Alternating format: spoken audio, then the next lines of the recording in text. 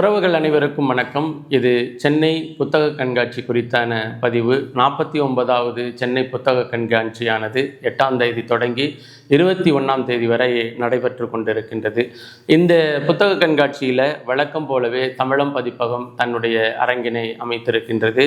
அந்த சென்னை புத்தக கண்காட்சி அரங்கு எண் வரிசையில் தமிழம் பதிப்பகத்திற்காக ஒதுக்கப்பட்டிருக்கின்ற அரங்க எண் வரிசையானது 192 என்கின்ற எண் வரிசையில் தன்னுடைய நூல்கள், தன்னுடைய பதிப்பகத்தின் மூலமாக வெளியிடப்பட்ட நூல்கள் மற்றும் முக்கியமான தமிழர் பண்பாடு, வரலாறு, மொழி சார்ந்த, இலக்கியம் சார்ந்த, புதினம் சார்ந்த, நாவல் சார்ந்த இந்த நூல்களை எல்லாம் விற்பனைக்காக காட்சிப்படுத்தி வைத்திருக்கின்றது. சென்னை புத்தக கண்காட்சியை பொறுத்தவரையிலையும் தமிழம் பதிப்பகமானது 2018ஆம் வருடத்தில் தொடங்கி தொடர்ச்சியாக 2026 இந்த வருடம் நம்ம வச்சுருக்கிறோம். இடையில் ஒரே ஒரு வருடம் மட்டும் நம்மளால் அரங்கு அமைக்க முடியலை. அதற்கு காரணம் நமக்கு அரங்கு கிடைக்கல. சென்னை புத்தக கண்காட்சியை பொறுத்தவரையிலையும் அரங்கு அமைப்பது, அதுவும் தொடர்ச்சியாக அரங்கு அமைப்பது அப்படிங்கிறது ரொம்ப எளிமையான காரியம் இல்லை. அதே போல் லாபம் தரக்கூடிய ஒரு காரியமும் இல்லை. ஏன்னா ஒரு இடத்துல இருந்து நம்ம புத்தகங்களை எடுத்துகிட்டு போய் அங்கே எல்லாமே வாடகை என்பதன் அடிப்படையில் அந்த பெப்பாசி என்கின்ற அந்த குழுமத்தினுடைய நிரந்தர உறுப்பினர் அல்லாத ஒருத்தர் அதாவது கட்டணம் செலுத்தி அரங்கமைக்கிறதுல கிடைக்கின்ற அந்த வருமானம்ங்கிறது லாபம் தரக்கூடியதாக இருக்காது. அப்போது உங்களுக்கு கேட்கலாம், எளிமையான ஒன்றும் அல்ல, அதே போல் லாபம் தரக்கூடிய ஒரு செயலாகவும் இல்லாத அந்த சென்னை புத்தக கண்காட்சியில் எதற்காக தமிழம் பதிப்பகம், இன்னும் நம்மளை மாதிரியே சில பதிப்பகங்கள், களம் வெளியீடு, சிந்தனை விருந்தகம், இது மாதிரி நிறைய பேர் அங்கே கொண்டு போய் தன்னுடைய பதிப்பகத்திற்கான அரங்கை வைக்க வேண்டிய அவசியம் என்ன அப்படிங்கிற ஒரு கேள்வி உங்களுக்கு பிரதானமாக வரலாம். 2018க்கு முன்பாக நாம் அந்த புத்தக கண்காட்சியில் போய் பார்வையாளர்களாக கலந்து கொண்ட அனுபவம் இருக்குது. நாம் போய் புத்தகம் வாங்குவதற்காக அந்த சென்னை புத்தக கண்காட்சியில் நம்ம கலந்து கொண்டது உண்டு. அப்போ கலந்துகிட்ட பொழுது அங்கே காட்சிப்படுத்தப்பட்ட புத்தகங்களும் அங்கே ஆவணப்படுத்தப்பட்ட அந்த தடயங்களும் நமக்கு மிகப்பெரிய வருத்தத்தையும், அதே போல் நாமளும் இது மாதிரி செய்ய வேண்டும் என்ற உந்துதலையும் நமக்கு கொடுத்தது. அப்படி என்ன வருத்தத்தை கொடுத்தது அப்படின்னு சொன்னால், இந்த மண்ணுக்கும் இந்த மக்களுக்கும் எந்த வகையிலும் அரசியலில் சாராதவர்கள் அடையாளப்படுத்தப்பட்டார்கள். இந்த மண்ணின் மக்களை ஏமாற்றி பிழைத்தவர்கள் அந்த நூல்கள் வழியாக ஆவணப்படுத்தப்பட்டார்கள். அங்கே வர்ற மக்களுக்கு அங்கே என்ன விற்கிறாங்களோ அதை வாங்கிட்டு போகணும் அப்படின்னு தான். பல மக்களுக்கு இன்னும் ஈவேரா அவர்கள் புனித பிம்பமாகவே கட்டமைக்கப்பட்டு கொண்டு வருவதனுடைய பின்னணி என்னன்னா, அந்த இடங்களெல்லாம் அந்த ஈவேராவினுடைய புத்தகங்களோ சிந்தனை துளிகளோ அந்த பிழைப்பை செய்கின்ற பதிப்பகங்கள் வைத்திருக்கின்ற அந்த புத்தகங்களை வாங்கி கொண்டு படிச்சுட்டு அப்படியே அதாவது அறிவுசார் உலகத்தில் நாங்கள் தான் இருக்கிறோம் அப்படிங்கிறதுக்கான அடையாளமாக அங்கே ஒவ்வொரு அரங்கையும் அமைத்து கொண்டு வந்தார்கள். அப்படி தான் நம்ம 2017க்கு முன்னாடியெல்லாம் அது அப்படி தான் பார்த்தோம். அப்போது 2017க்கு முன்னாடி நம்ம போய் அரங்குகளை பார்க்கும் பொழுது நாமும் இது மாதிரி செய்யணும், நாம தமிழ் தேசிய சிந்தனையுடைய புத்தகங்களை, தலைவர் புத்தகங்களை, அண்ணன் சீமான் அவர்களினுடைய அரசியலுக்கு ஆதரவாக இருக்கின்ற புத்தகங்களை, இன்னும் வெளியிடப்பட வேண்டிய புத்தகங்களை, வெளியிடப்படாத புத்தகங்களை, வெளியிடப்பட்டு தமிழ் தேசியர்கள் விற்பனைக்கு வைக்கப்படாத புத்தகங்களை, இது எல்லாத்தையும் கொண்டுட்டு நம்ம காட்சிப்படுத்தி நாமளும் ஆவணப்படுத்தணும் அப்படிங்கிற உந்துதலின் அடிப்படையில் தான் நம்ம 2018 பதிப்பகம் தொடங்கி 2018 பதிப்பகம் தொடங்கி அந்த வருடமே நம்ம அதை அரங்கையும் அமைத்தோம். குறிப்பாக பார்த்தீங்கன்னா, ஏன் இது அவசியப்படுது அப்படின்னு சொன்னால், நமது தமிழ் தேசியம் சார்ந்த எந்த நூல்களும் அங்கே விற்பனைக்கு வைக்கப்படாத ஒரு சூழல் இருந்தது. இன்னும் சொல்லப்போனால், தமிழ்நாட்டில் நடக்கிற புத்தக கண்காட்சியில் நீங்கள் வேணால் பாருங்கள், ஏதாவது ஒரு இடத்துல தொல்காப்பியம் நூல் அப்படிங்கிற தொல்காப்பிய நூல் இருந்துருச்சுன்னா நீங்கள் அது ஒரு பெரிய விஷயமா பார்க்கப்படும். எந்த தமிழ் சார்ந்த கடைகள்லையும் தொல்காப்பியம் குறித்தோ, அதற்கு முன்னாடி உள்ள நூல்கள் குறித்தோ, 10 பாட்டு 8 தொகை அந்த நூல்கள் குறித்தோ எதுவுமே இருக்காது. அப்போ நமக்கு ஒரு பெரிய இது சரி, நாம் இதெல்லாம் ஆவணப்படுத்தணும், நாம் இதை கொண்டுட்டு போய் சேர்க்கணும் அப்படிங்கிறதன் அடிப்படையில் தான் நம்ம கடையமைத்து நம்மளால் முடிஞ்சதை செய்துக்கிட்டு இருக்கிறோம். நீங்கள் பார்த்தீங்கன்னா, மறைக்கப்பட்ட வரலாறு அப்படிங்கிற வரலாற்றை கொண்டுட்டு வர்றதில் நம்ம தொடர்ச்சியாக செயல்பட்டு கொண்டு இருக்கிறோம். பார்வியல் புத்தகத்தை போன முறை அரங்கமைத்து வெளியிட்டோம். அதே போல் கபிலரினுடைய வரலாறு அந்த புத்தகத்தை வெளியிட்டோம். இன்னும் சொல்லப்போனால் மிக மிக முக்கியமான நூலாக கருதப்பட்ட கோவிந்தராசனார் அவர்கள் எப்படி ஆய்வின் மூலமாக கண்ணகி கோட்டத்தை கண்டுபிடித்தார். கோவிந்தராசனார் மட்டும் அந்த ஆய்வை செய்யாமல் இருந்திருந்தால் கண்ணகி வெறும் காப்பிய கதாபாத்திரமாக சித்தரிக்கப்பட்டு அப்படியே இங்கே நிறுவப்பட்டிருப்பாங்க.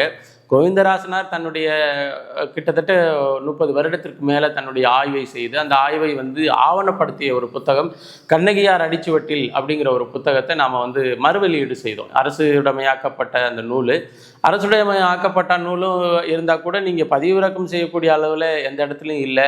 அரசுடைமையாக்கப்பட்ட நூலுக்கு எவ்வளோ பெரிய வரவேற்பு இருக்கணும், அது எதுவுமே இல்லை. அதே போல் அரசுடைமையாக்கப்பட்ட நூல்கள் வந்து அரசினுடைய கல்வி நிறுவனங்களில் பாடங்களாக வைக்கப்பட்டிருக்கா அப்படின்னு சொன்னால் அது மாதிரி எதுவும் இல்லை.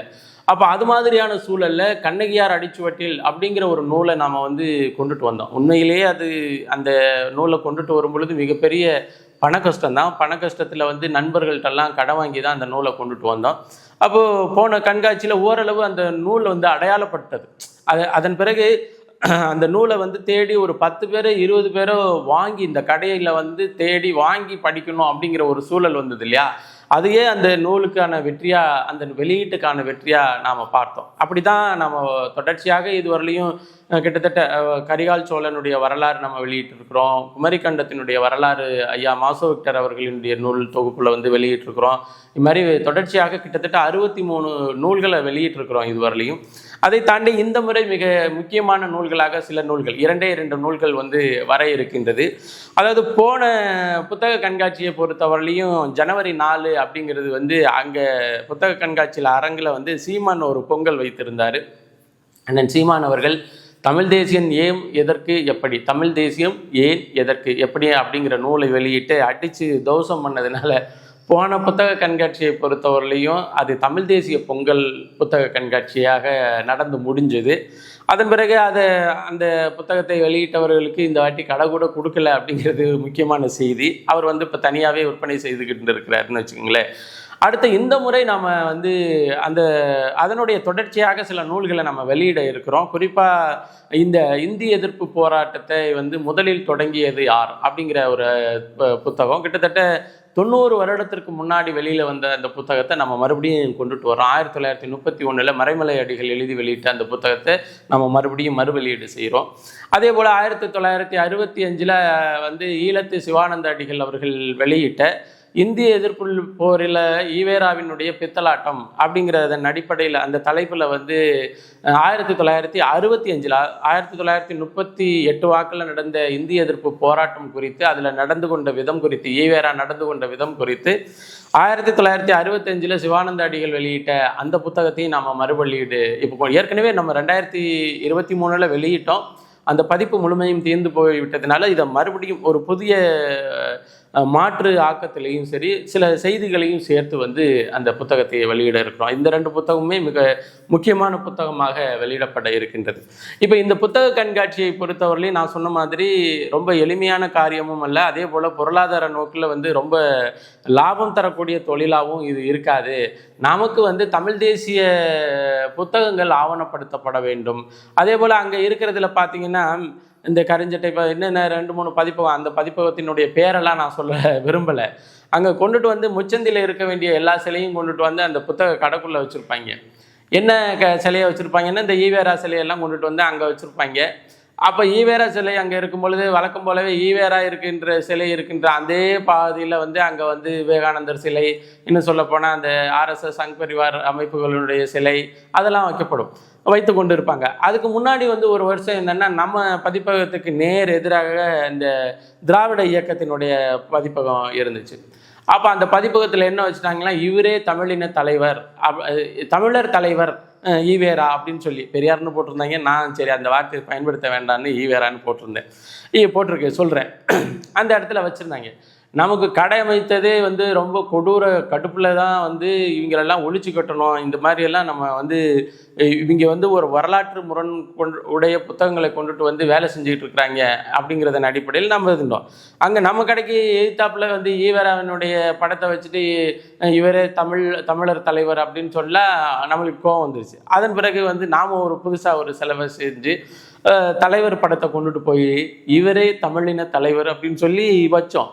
அப்புறம் அந்த புத்தக கண்காட்சியில் ஒரே இங்கிட்ட ஒன்று அங்கிட்ட ஒன்று வர்றவெல்லாம் பார்த்து கடுப்பாகி கடைசியில் நீங்கள் எதையும் எடுங்க, நீங்கள் இதையும் எடுங்க அப்படிங்கிற ஒரு பஞ்சாயத்தெல்லாம் வந்துச்சு. மறுபடியும் அதை நம்ம எடுக்காமல் விட்டணும். இப்போ இந்த சண்டைகளுக்காக தான் இப்போ இது போன்ற சண்டைகளுக்காக தான் நம்ம வந்து இது போன்ற நிகழ்வுகளில் நம்ம சண்டையெல்லாம் இல்லை, நீ உனக்கு ஒருத்தர் இருக்குன்னு நீ அடையாளப்படுத்துகிற, அவருடைய நூல்களை நீ விற்கிற, எங்களுக்கும் ஒருத்தர் இருக்கிறாரு, நாங்களும் அடையாளப்படுத்துகிறோம், நாங்களும் அடையாளப்படுகிறோம், அவருடைய நூல்களையும் நாங்கள் விற்கிறோம். இதுதான் செய்தியாக நாம் அந்த இதை தொடர்ந்து செய்துக்கிட்டு இருக்கிறோம். நம்ம வழக்கம் போலவே இந்த முறையும் என்ன செய்கிறோம் அப்படின்னு சொன்னால், இந்த சென்னை புத்தக கண்காட்சியில் அவசியம் வந்து இங்கே இருக்கின்ற உறவுகள் நேரடியாக பங்கு பெறலாம். சென்னையில் வந்து எங்களால் பங்கு பெற்று இந்த புத்தக கண்காட்சியில் நாங்கள் நினைக்கிற புத்தகத்தை வாங்கிட்டு, புத்தகம் வந்து 400 ரூபாய்க்கு புத்தகம் வாங்கினோம்னா நாங்கள் கன்னியாகுமரியிலேருந்து வந்துட்டு போகவே 10,000 ரூபாய் செலவாகுது. அதனால இதை எப்படி மீட் அவுட் பண்ணுறது, ஆனால் புத்தகம் வாங்கணுங்கிற விருப்பமும் இருக்குது அப்படின்னு நினைக்கிற உறவுகள், நீங்கள் உங்களுடைய புத்தகத்தினுடைய தேவை என்ன, புத்தகம் எனக்கு தேவை அப்படிங்கிறத எழுதி அந்த டீட்டெயிலை வந்து நமது தமிழம் பதிப்பகத்தினுடைய பகிரி எண்ணுக்கு நீங்கள் அனுப்பி விட்டீங்கன்னா, இந்த காணொலி பதிவினுடைய டிஸ்கிரிப்ஷனில் தமிழம் பதிப்பகத்தினுடைய பகிரி எண்ணை உங்களுக்கு அனுப்பி வைக்கிறேன். அதில் வந்து உங்களுடைய தேவை, ஏன்னா எனக்கு இந்த நூல் வேணும், தமிழ் தேசியம் ஏன் எதற்கு எப்படி இந்த நூல் வேணும், பாரிவேல் புத்தகம் எனக்கு வேணும், அல்லது இப்போ புதுசாக வெளியிட்ட இந்த நூல்கள் வேணும் அப்படிங்கிற தேவையை நீங்கள் எழுதி அந்த தேவைக்கான தொகையையும் அந்த அஞ்சல் தொகையையும் நீங்கள் செலுத்திவிட்டால் உங்களுக்கு அஞ்சல் வழியில் அங்கிருந்தே நாம் வந்து அஞ்சல் வழியில் அனுப்பிவிடுவோம். அதே போல் வெளிநாட்டில் இருக்கின்ற உறவுகள் அவங்களுக்கு சரி நம்ம இப்போ போனால் இந்த புத்தகங்கள்லாம் வாங்கணும் அப்படிங்கிற ஒரு பட்டியல் இருக்கும்.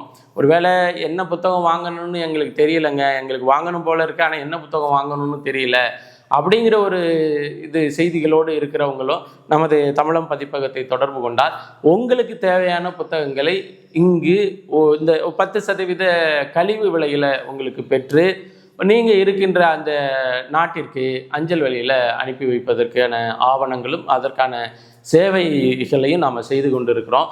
அதனால் உறுதியாக உங்களுக்கு தேவையான புத்தகங்களை நீங்கள் வந்து அரங்கில் வாங்கிக்கங்க. இங்கே இது உங்களுக்கு அரங்குக்கு வர முடியலை, அஞ்சல் வழியில் பெற்றுக்கொள்கிறேன்னா அஞ்சல் வழியிலையும் நீங்கள் பெற்றுக்கொள்ளலாம். இதுதான் அது. குறிப்பாக வந்து தமிழம் பதிப்பகம் அரங்கு எண் 192 மிக முக்கியமான நூல்கள் வரிசைப்படுத்தப்பட்டிருக்கின்றன. நீங்கள் அங்கே 1000 கடைகள் இருக்குது, அந்த 1000 கடைகள்லையும் கிடைக்காத நூல்கள் தமிழம் பதிப்பகத்தில் கிடைக்கும். அப்படி என்ன நூல்கள் 1000 கடைகள்லையும் கிடைக்காது, தமிழம் பதிப்பகத்தில் என்ன கிடைக்கும் அப்படின்னு நீங்கள் கேட்டிங்கன்னா, வரலாற்று பேராய்வாளர் ஐயா மாசோ விக்டர் அவர்கள் வந்து எழுதி வெளியிட்ட தொகுப்பு, அதாவது முதல் தொகுப்பு 25 நூல்களை கொண்ட தொகுப்பு நீங்கள் தொகுப்பாகவும் பெற்றுக்கொள்ளலாம், தனி நூல்களாகவும் வாங்கி கொள்ளலாம். அதே போல் 2வது தொகுப்பு 33 நூல்கள் கொண்ட அந்த தொகுப்பு நீங்கள் தொகுப்பாகவும் வாங்கிக்கலாம், தனி நூல்களாகவும் வாங்கிக்கலாம். இப்போ இந்த 2 அதாவது மாசோ விக்டர் அவர்களினுடைய வரலாற்று ஆய்வு நூல்கள் வேறு எந்த கடைகள்லையும் சென்னை புத்தக கண்காட்சியில் இருக்கின்ற 1000 கடைகளில் எந்த கடையிலையும் கிடைக்காத நூல்னா ஐயா மாசோ விக்டர் அவர்களினுடைய வரலாற்று ஆய்வு நூல்கள் நம்ம தமிழம் பதிப்பகத்தில் கிடைக்கும், அரங்கு எண் 192. அதே போல் ஆசான் செந்தமிழன் அவர்களினுடைய மொத்த நூல்களும், அதாவது தனித்தனியான நூல்கள் மொத்தமாகவும் வாங்கிக்கலாம், தனித்தனியாகவும் வாங்கிக்கலாம். ஆசான் செந்தமிழன் அவர்களினுடைய நூல்கள் செம்மை வெளியீட்டகத்தின் அடிப்படையில் வெளியிடப்பட்ட அந்த நூல்கள் வேற எந்த நீங்கள் சென்னை புத்தக கண்காட்சியில் இருக்கின்ற 1000 கடைகள்லையும் வேற எந்த கடையிலையும் கிடைக்காது. நம்ம கடையில் வந்து ஆசான் செந்தமிழன் அவர்களினுடைய நூல் தொகுப்பும் நீங்கள் பெற்றுக்கலாம். அதே போல் வேற எல்லா கடைகள்லையும் கிடைக்கிற நூல்களும் நீங்கள் வந்து மன்னன் நூல்களாக இருக்கட்டும், வரலாற்று பேராய்வாளர் ஐயா குணா அவர்கள் எழுதிய நூல்களாக இருக்கட்டும், அண்ணன் சீமான் அவர்களினுடைய அரசியல் கருத்துக்களை தாங்கிய நூல்களாக இருக்கட்டும், பாவார்னர், பெருஞ்சித்திரனார், நாசி கந்தையா, இது போல இவர்கள் தோழர் மன்னன் அவர்களுடைய நூல்கள், இது எல்லா நூல்களும் வந்து தமிழம் பதிப்பகத்தில் இருக்குது. நீங்கள் உங்களுடைய தேவைக்கு நேரடியாக அரங்கை வந்து அணுகியும் வந்து நூலினை பெற்றுக்கொள்ளலாம். அதே போல் நீங்கள் அரங்குக்கு வர இயலாதவர்கள் இங்கே தொலைபேசியில் பகிரியின் வழியாக தொடர்பு கொண்டு அதற்கான கட்டணங்களை நீங்கள் செலுத்திய பிறகு உங்களுக்கு அஞ்சல் வழியில் செலுத்துவதற்குமான ஆவணங்களையும் நாம் செய்திருக்கிறோம். உண்மையிலேயே சென்னை புத்தக கண்காட்சி லாபகரமானது இல்லை என்பதை தாண்டியும், அதே போல் பெரிய வேலைகளை சிரமங்களை கொடுக்கக்கூடிய ஒரு பணியாக இருந்த பொழுதும் நாம் தொடர்ச்சியாக செய்து கொண்டிருப்பதற்கு, தொடர்ச்சியாக அரங்கை அமைத்து கொண்டிருப்பதற்கு ஒரே ஒரு காரணம், நமது கருத்துக்கள் எல்லோரும் கூடுகின்ற ஒரு இடத்துல வந்து போய் சேரணும்.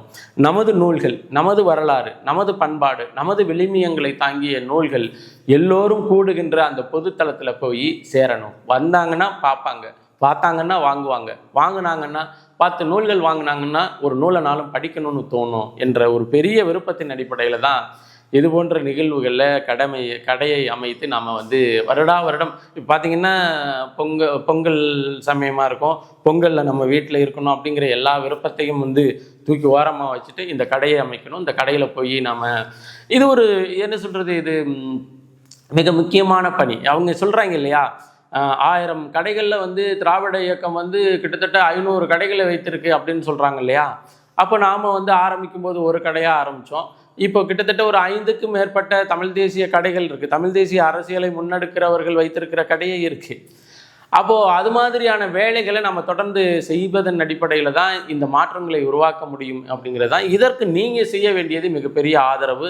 நீங்கள் வந்து புத்தகம் வாங்கலாம், இல்லை நீங்கள் இருக்கிற இடத்துல இருந்தே புத்தகம் வாங்கலாம். கட்டாயம் இந்த புத்தக கண்காட்சியை பயன்படுத்தி கொண்டு நீங்கள் நூல்களை வாங்கி இது போன்று ரொம்ப சிரமத்திலையும் கஷ்டத்திலையும் இந்த பணியை செய்கின்றவர்களுக்கு ஆதரவை தர வேண்டும் என்றதை பதிவு செய்து, மீண்டும் இந்த புத்தக கண்காட்சி தொடர்பாக இன்னும் நிறைய விளக்கங்கள் வேணும் அப்படின்னு தேவைப்படுகிறவர்களுக்கு இந்த காணொலி பதிவினுடைய டிஸ்கிரிப்ஷனில் பகிரி எண் வந்து நம்ம கொடுத்துருக்குறோம். அந்த பகிரியின் வழியாக தொடர்பு கொண்டு நீங்கள் பெற்றுக்கொள்ளலாம் அந்த விவரங்களை என்று சொல்லி, எல்லோரும் சென்னை புத்தக கண்காட்சிக்கு வாங்க, நாம் அங்கே சந்திப்போம். நன்றி, வணக்கம்.